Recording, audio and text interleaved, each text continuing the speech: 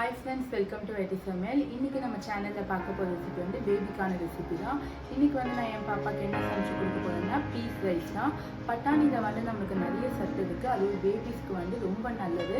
அது வந்து நீங்க 10 monthsக்கு அப்புறமா வந்து நீங்க பட்டாணி சேர்த்துக்கோங்க. இல்லனா 1 yearக்கு அப்புறமா கூட நீங்க சேர்த்துக்கலாம். ஏன்னா சில குழந்தைங்களுக்கு வந்து டைஜஸ்ட் ஆகும்.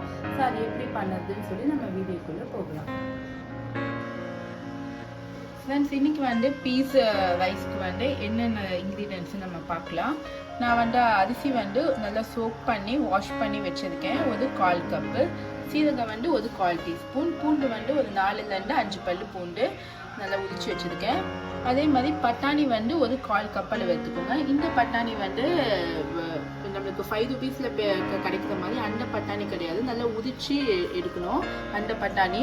இந்த சாயம் போட்டு இது பண்ணுற அந்த பட்டாணி வந்து நம்ம குழந்தைங்களுக்கு கொடுக்கக்கூடாது. இந்த பட்டாணி தான் ரொம்ப ஹெல்த்தி. ஃப்ரெண்ட்ஸ், இப்போ நான் 1 டீஸ்பூன் வந்து ஆயில் ஆட் பண்ணியிருக்கேன். இப்போ வந்து சீரகம் வந்து ஒரு 1/4 டீஸ்பூன் ஆட் பண்ணிக்கோங்க. பூண்டு வந்து ஒரு 5 பல்லு. நல்லா ஃப்ரை பண்ணிக்கலாம். நம்மளுக்கு வந்து ஸ்டவ் வந்து ஒரு மீடியம் ஃப்ளேம்லேயே இருக்கட்டும். ஏன்னா அது பாப்பாவுக்கு சமைக்கிறதால இந்த வந்து சீரகம்லாம் வந்து நமக்கு ரொம்ப வந்து கருகிடக்கூடாது. லைட்டாக இருந்தால் போதும். இப்போ இது கூட நான் பச்சை பட்டாணியை ஆட் பண்ணுறேன்.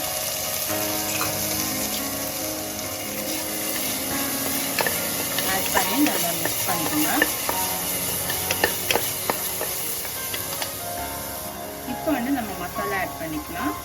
மஞ்சத்தூள் வந்து ஒரு 1/4 டீஸ்பூனோட ரொம்ப கம்மியாக நான் எடுத்துருக்கேன் மஞ்சத்தூள். அதே மாதிரி நான் வந்து சாம்பார் பொடி தான் எடுத்திருக்கேன். நம்ம வீட்டு மிளகாய் தூள் வந்து கொஞ்சம் காரமாக இருக்கும். சாம்பார் பொடினா கொஞ்சம் ஸ்பைசி கம்மியாக இருக்கும். அதுக்காக நான் சாம்பார் பொடியும் அதுவும் 1/4 டீஸ்பூன் அளவு ரொம்ப கம்மியாக தான் எடுத்திருக்கேன். ஜஸ்ட் ஒரு ஃப்ளேவருக்காக ஆட் பண்ண போதும். அடுத்து சால்ட் வந்து ஒரு 1/4 டீஸ்பூன் போதும். இப்போ இதெல்லாம் நல்லா மிக்ஸ் பண்ணிக்கலாம்.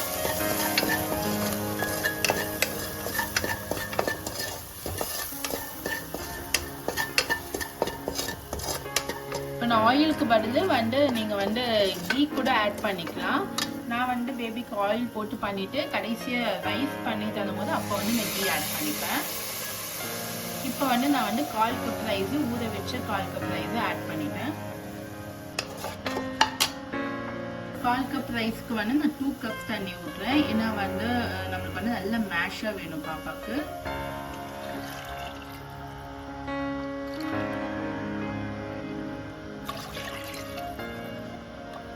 நல்லா மிக்ஸ் பண்ணி விட்டுருங்க.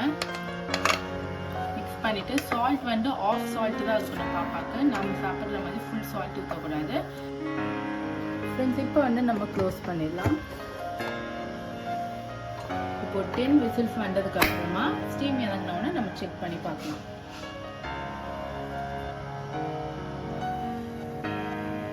ஃப்ரெண்ட்ஸ், இப்போ 10 விசில் வந்துட்டு 10 விசில்க்கு அப்புறமா நம்ம ஓப்பன் பண்ணி பார்க்கலாம். பார்த்தீங்கன்னா நமக்கு ரைஸ் வந்து நல்லா குக் ஆயிருக்கு. ஃப்ரெண்ட்ஸ், இப்போ இதை வந்து நல்லா மேஷ் பண்ணிக்கோங்க. பாருங்க நல்லா மேஷ் ஆகுது. நல்லா இந்த பட்டாணிலாம் நல்லா மேஷ் பண்ணிக்கோங்க. நம்ம 2 கப்ஸ் வந்து வாட்டர் வச்சோம். கரெக்டாக இருக்கு.